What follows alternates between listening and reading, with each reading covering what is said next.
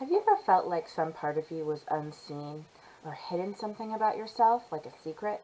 Or maybe you've hidden your entire self from stressful or uncomfortable situations? Today I'm going to be talking about 3 books where the central theme is hiding.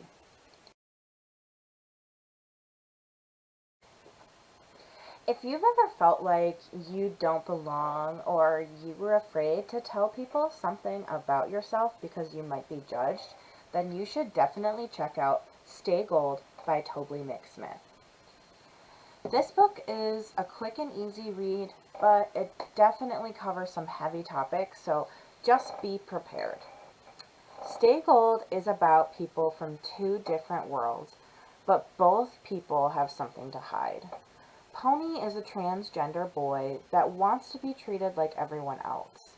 When he moves to a new school, he finds his opportunity to do just that, and he does not tell anyone that he is transgender, which is really hard. I mean, he has to be very careful using the restrooms and the locker rooms, and sometimes he has to wait and hide around and wait for people to go away and be alone so he can use the bathroom. And the other character in this book is Georgia. Georgia is a popular cheerleader who, after being unpopular in middle school, is desperate to fit in with the other cheerleaders and stay on top of the social ladder. Georgia is known for never really taking anything seriously. She's kind of a class clown. And the truth is, Georgia wants to be a journalist. I mean, she wants to write about serious things, but she's afraid that her friends will think that she's nerdy or kind of disown her or kick her off the cheerleading squad, because she does want to do these serious things. Now, the two meet on the first day of school, and sparks fly immediately from across the courtyard. I mean, they see each other and they're both like, oh my god, he's so cute. Oh my god, she's so cute. And, you know, they are too shy to talk to each other at first, and then it turns out they have class together. And they're lucky they are science lab partners, so they kind of have to work together and talk and get to know each other. But the problem is, Pony is not being honest about who he is with Georgia, and Georgia's not being honest about who she is with Pony. And, Pony especially is afraid that Georgia, if he tells Georgia who he really is, she won't want to date him and she won't like him anymore. And he's afraid that she's going to tell everyone in the school and his secret will be revealed and he'll be outed. So he's kind of hiding part of himself from her. And the other issue with these two getting to know each other is that Georgia has officially sworn off dating after a really terrible incident with her ex-boyfriend at a party last summer. And so she is just trying to focus on herself, focus on getting into college and, school and not worrying about dating. Unfortunately, she is very attracted to Pony, so she can't just quite swear off dating. But the problem is, it's really hard to find happiness when you're not being who you really are. And I don't know. I wonder, will these two stop hiding and embrace who they really are? If you gotta find out, definitely read Stay Gold by Tobly McSmith.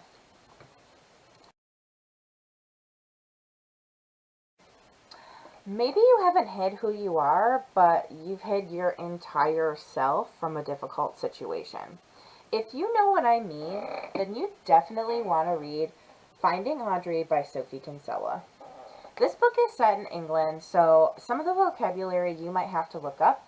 For example, it uses the word excluded instead of expelled, and I was not sure what that meant, so I had to look that up.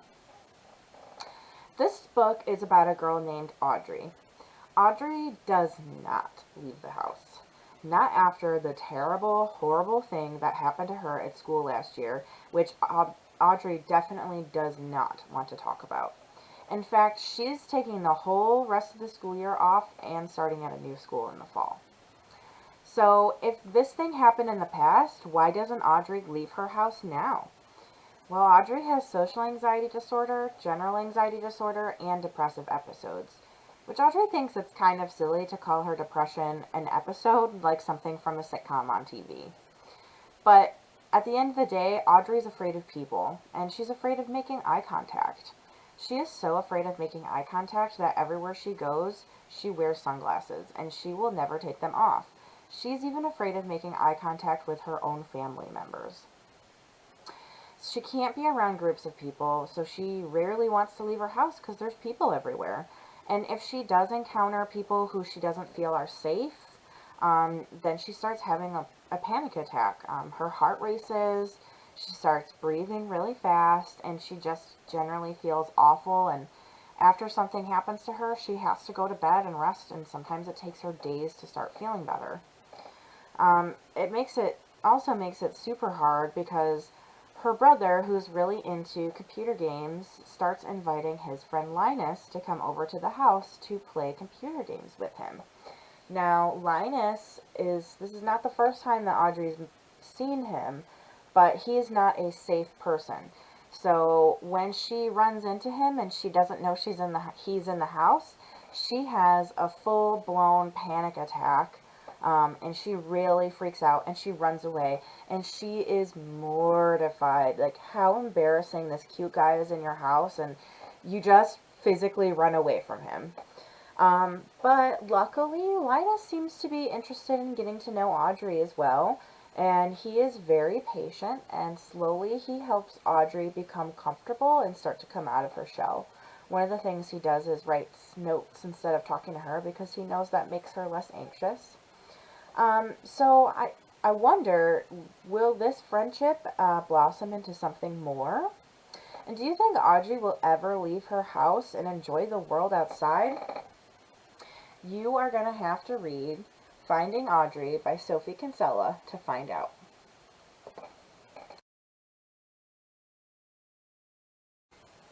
For my last book, I'm going to do a little bit of a genre change and move into the world of fantasy fiction. What about people who hide because they are afraid to be found out of fear of death? Mare Barrow must blend in and hide her secret because her life and her family's life depend on it. If this sounds like something you might like, then you'll love The Red Queen by Victoria Aveyard. Mare Barrow lives in a world divided by blood type. The Reds are the poor working class, and the Silver Bloods are the ruling class with an additional benefit. They have magic powers.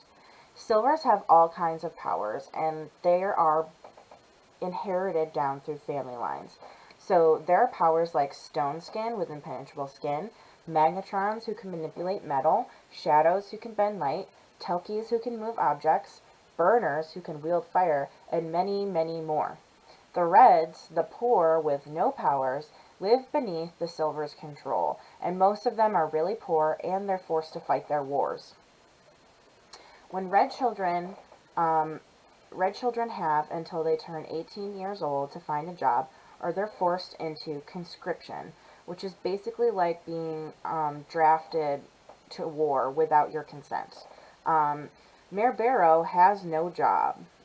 She hides every day in plain sight as a thief who steals whatever she can to provide for her family in the seedy underbelly of the stilts where they live. And she knows that she is just counting down the days until she is forced to go into the army and fight for the Silvers. One day, a terrible accident befalls her little sister, who is their only source of steady income, as she's the only family member who has a job. So Mare takes a position serving in a Silver house because she knows she has to do something to help. Then something really crazy happens. Mare Barrow, as she finds out, is not just any regular red-blooded person. She has powers of her own, but the Silvers will never let the Reds know this because they're afraid if the Reds find out that some of them might have powers, that they'll try to stage an uprising. So instead, they force Mare to pretend that she's the lost daughter of a noble Silver family. She must behave accordingly and hide, right in plain sight, wearing fancy gowns and special makeup.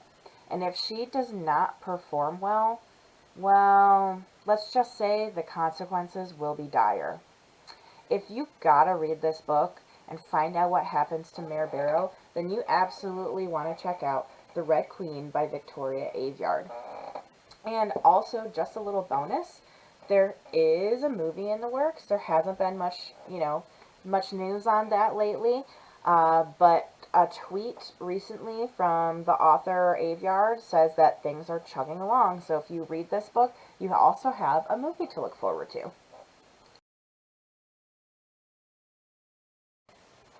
I hope you liked hearing about these three titles. They're all a little different, but they all have characters who hide who they really are. Be sure to check your local library for Stay Gold by Toby McSmith, Finding Audrey by Sophie Kinsella, and The Red Queen by Victoria Aveyard. Thanks for listening.